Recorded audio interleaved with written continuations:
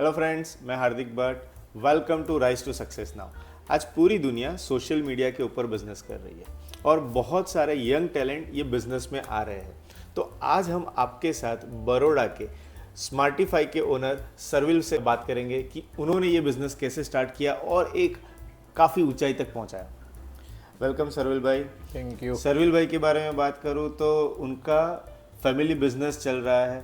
उसके बाद उन्होंने ये स्मार्टिफाई स्टार्ट किया जो एडवर्टीजमेंट एंड मार्केटिंग में काम करता है और आज 7 साल कंप्लीट हुआ है और 200 से ज़्यादा क्लाइंट है। तो सरविल भाई, जो एडवर्टीजमेंट एंड मार्केटिंग का बिजनेस है, सोशल मीडिया मार्केटिंग का बिजनेस है, एक यूनिक बिजनेस है। तो आपका फैमिली बिजनेस होते हुए आप ये बिजनेस में कैसे आए? सो हार्दिक भाई, the first thing is that मैंने जब पढ़ाई चालू की तो मुझे पता ही था मुझे कंप्यूटर इंजीनियरिंग करना है। तो मैंने कंप्यूटर इंजीनियरिंग में डिप्लोमा किया, देन डिग्री किया। तो पहले दिन से वो तो पता ही था कि अभी मैं कंप्यूटर इंजीनियर बन रहा हूँ। बनने के बाद अगर केमिकल बिजनेस करता, जो मेरा फैमिली बिजनेस है, तो वो तो वैसे भी मैं करने ही वाला था। और जैसे हम कहते हैं, एक से भले दो। इसीलिए मैंने चूज़ किया that I will work as a computer engineer only rather than going to my factory and sitting there. The first thing I choose was to work somewhere. तो मैंने इंटरव्यू दिया। The first interview with God's grace went well, but सामने as an engineer जो salary मिल रहा था, वो salary शायद आज के टाइम में कोई प्यून भी नहीं लेगा, which was back in 2015। It's very inspiring stuff he has mention, like family business होते हुए एक जॉब ऑप्ट करना और साथ में दूसरा फैमिली बिजनेस के अलावा एक बिजनेस क्रिएट करना, that is the vision. And वो विज़न पे चलते गए जॉब से बिजनेस में, और सरविल भाई ने अपना स्मार्टिफाई को भी आज 7 साल कंप्लीट किया। तो सरविल भाई, शुरुआत में जैसे आप 2014-15 में जॉब किया, उसके बाद 16 में ये स्मार्टिफाई स्टार्ट किया। सो उस टाइम पे हम बात करें तो बहुत कम अवेयरनेस थी सोशल मीडिया मार्केटिंग की, क्योंकि मैंने देखा है कोविड के बाद इसका अवेयरनेस और बढ़ा है। तो उससे पहले तो बहुत कम अवेयरनेस था। तो उस टाइम पे आपको क्या क्या चैलेंजेस आए और कैसे आपने उसको ओवरकम किया?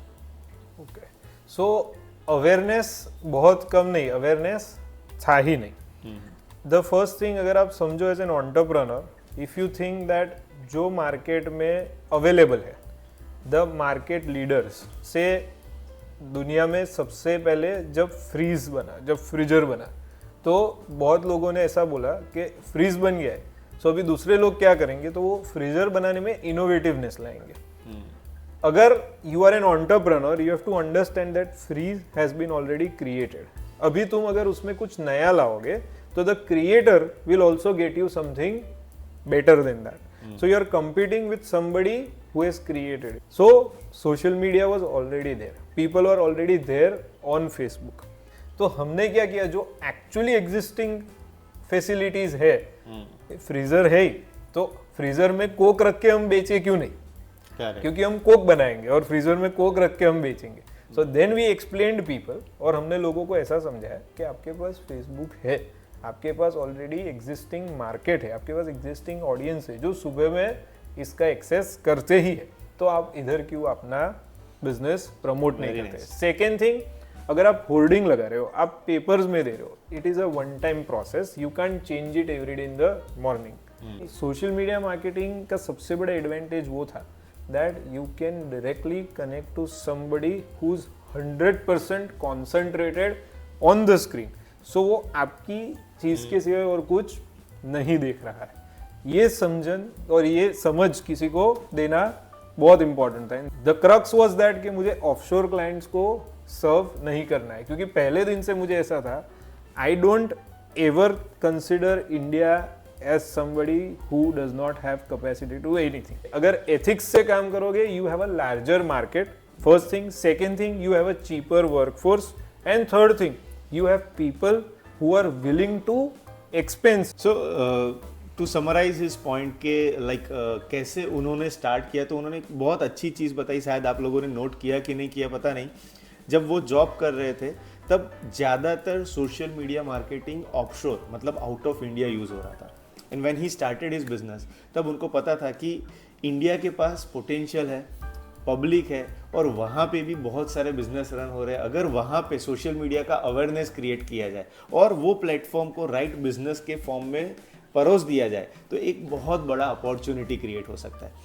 वेरी वेल सेड सरुल भाई. और एक चीज़ पूछना था कि जैसे at a very young age you have started your own business in social media.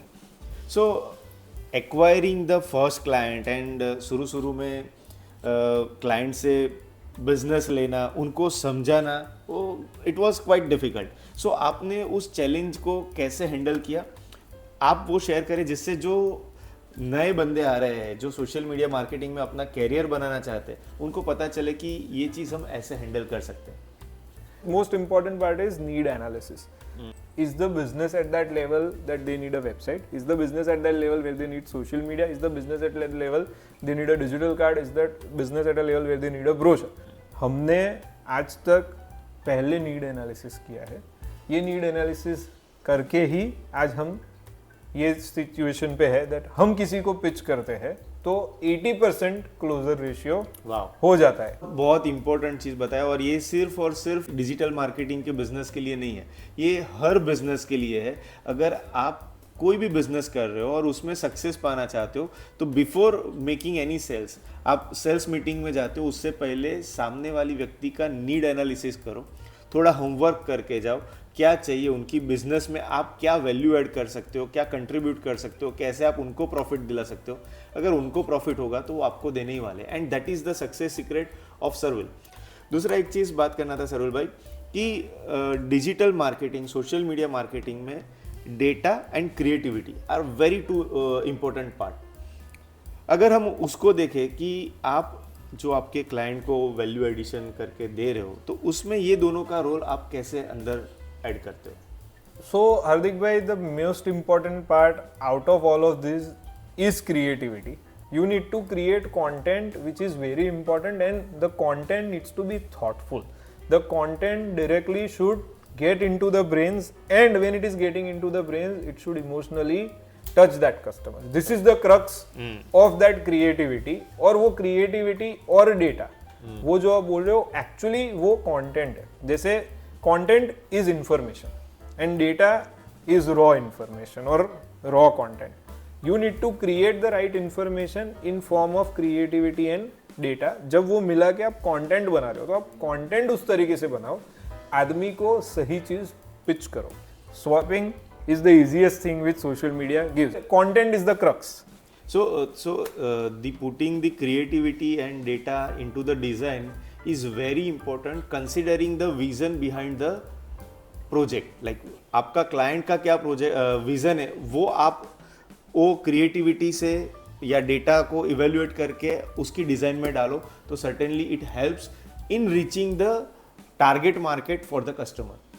और एक चीज़ पूछना चाहता हूँ सरुल भाई कि सोशल मीडिया मार्केटिंग में टीम, मतलब आप आज 200 से ज़्यादा क्लाइंट हैंडल कर रहे हो तो आपके पास एक अच्छी लेवल की टीम होगी, तो टीम को मैनेज करना और मेंटेन करना कितना इम्पोर्टेंट है? So team is what wins the game. The right selection of people for the team is very important. And from the very first day, we have made it a process at Smartify. We don't hire people who have the best experience. We don't hire people who have the best expertise. We hire people who have the willingness to do the right work. The most important thing for the team is always motivation. Once the person trusts the company, for them the motivation is that we are growing. For them the motivation is their work. But when the company is new to them, the only motivation to human being is money. And we understand that very well. Everybody in this world needs money and they will only be able to work their best when their family is at peace. Team building and team is very important and Smartify wins its game with the team. The only thing what we have is that these are the tasks.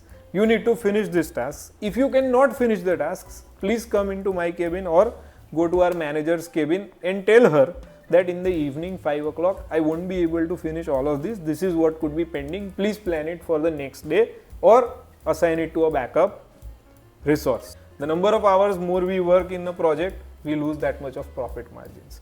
The lesser we work, the quicker it is. They should feel that we are walking into our own house. So there are couple of points की जो इन्होंने बताया कि fairness, जो शुरू में training में भी आते हैं उनको भी एक राइट सैलरी देना, that is the fairness. Then flexibility of working, flexibility of timing, ये सब एक इम्पोर्टेंट है जहाँ पे ओनरशिप आती है।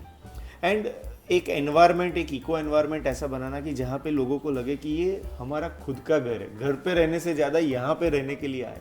दूसरा सरवल भाई, जब जैसे बहुत सारे लोग आज सोशल मीडिया मार्केटिंग का बिजनेस कर रहे हैं या स्टार्ट करना चाह रहे हैं, तो शुरुआत की जर्नी में आपके पास कितने क्लाइंट हुआ करते थे एंड आप वो क्लाइंट के मतलब उस टाइम पे क्या क्या चैलेंजेस थी? हो सकता है उस टाइम पे फाइनेंस चैलेंज हो सकता है, मैन पावर चैलेंज हो सकता है, और उस टाइम को लेके आपने ओवरकम कैसे किया? और आज आपके पास 205 क्लाइंट है, तो आज पहले की चीज़ और आज की चीज़ को कंपेयर करो तो दोनों में आपका बेस्ट लर्निंग क्या है, आप वो शेयर करें जिससे ऑडियंस को पता चले हम भी ऐसे ग्रो कर सकते हैं।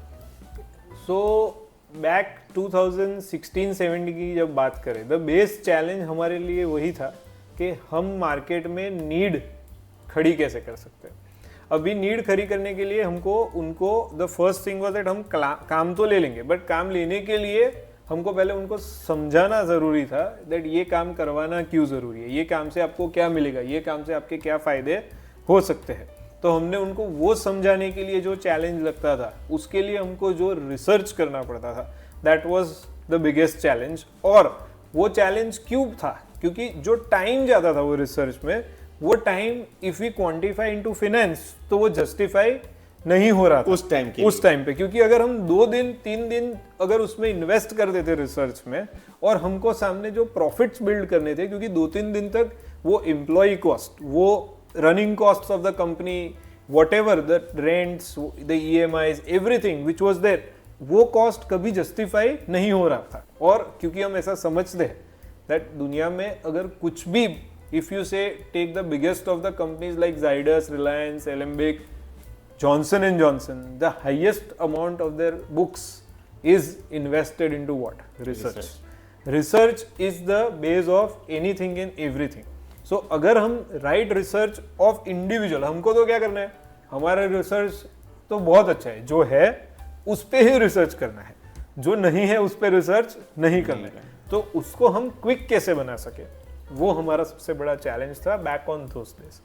तो उससे हमको वो समझ आया, वो प्रोसेस को हम क्विकर कैसे कर सकते हैं। अगर आज मैं रिसर्च करने बैठूंगा तो मुझे वो जो 48 आवर्स या 72 आवर्स लगते थे, वो शायद आज 4 घंटे भी नहीं लगते। मैं 48 मिनट्स में भी वो रिसर्च कर लेता हूँ। क्यों? There is 3 things, I have been consistent into it. Second thing, practice makes man perfect, and the most important thing is now I understand that यही वेबसाइट पे, यही जगह पे कुछ खोल के देखना है। अब क्या चैलेंज है? तो अब क्वांटम इतना बड़ा है दैट 205 क्लाइंट के लिए शर्विल अमीन खुद तो काम कर नहीं सकता है। So the constant process is that, शायद हमारे क्लाइंट्स को आप पूछोगे तो उनको हर 2 महीने में एक मैसेज जाता है that today we are not working because our team is under training।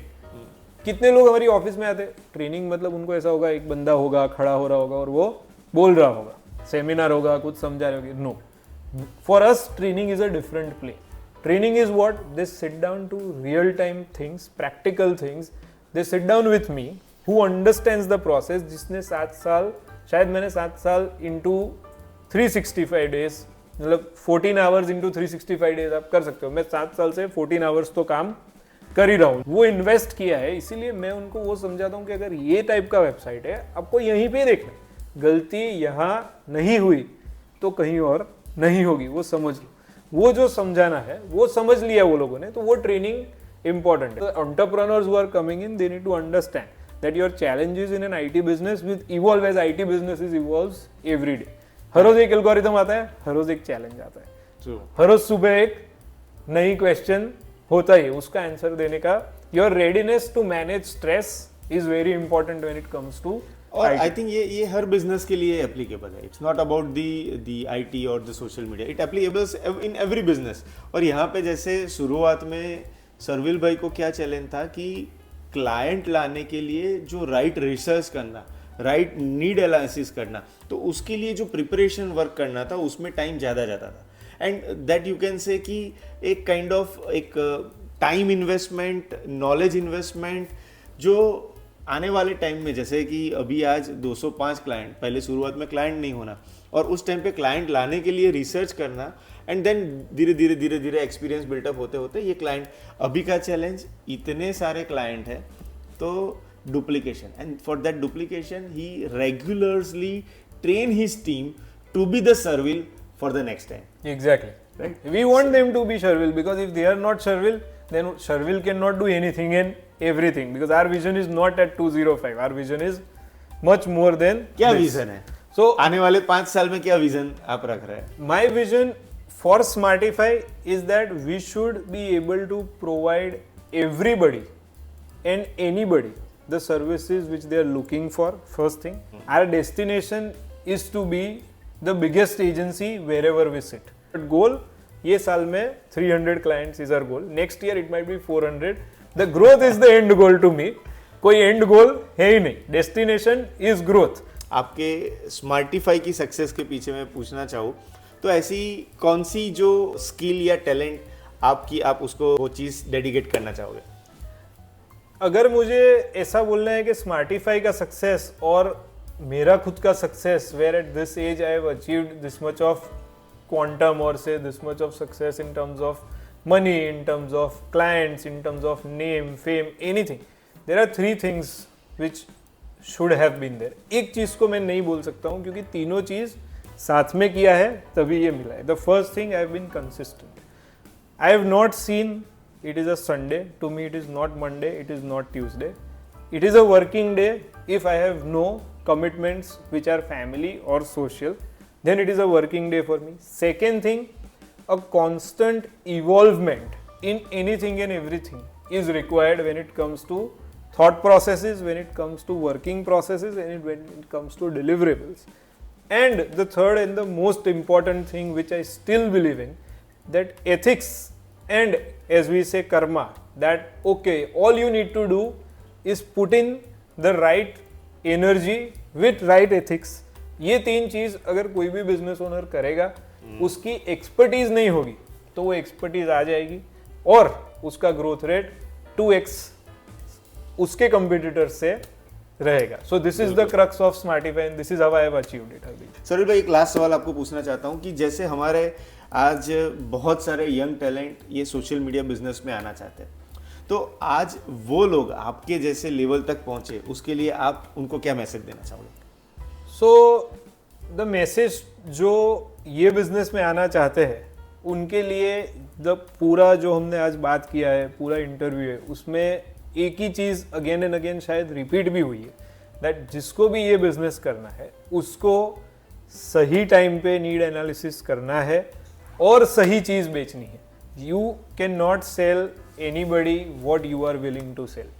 आपको उसकी जो नीड है वही बेचना है, तो आपकी एजेंसी 100% ग्रो होगी ही. This is what is the bottom line of any social media agency और एनी डिजिटल मार्केटिंग एजेंसी. और इतना उन्होंने अगर कर लिया तो they will win the game without a doubt. Very nice, very nice. Right selling, avoid wrong selling. Wrong selling का concept इन्होंने बताया, थोड़ा और समझे तो जो कस्टमर को चाहिए वो दो. जरूरी नहीं है कि आपको जो बेचना है, आपको पैसे की जरूरत है, गलत चीज बेच दो. तो राइट सेलिंग वो बहुत इंपॉर्टेंट है. और need analysis of the customer, अगर आप ये बिजनेस में आगे बढ़ना चाहते हो तो ये 2 पॉइंट, और ये पूरे इंटरव्यू में बहुत सारे लर्निंग्स यहाँ पे शेयर किए, ये आपको आपके बिजनेस में एक स्टेप ऊपर जरूर ले जाएंगे. यहाँ पे बहुत सारी लर्निंग्स और बहुत सारे पॉइंट सर्विल भाई ने बताए.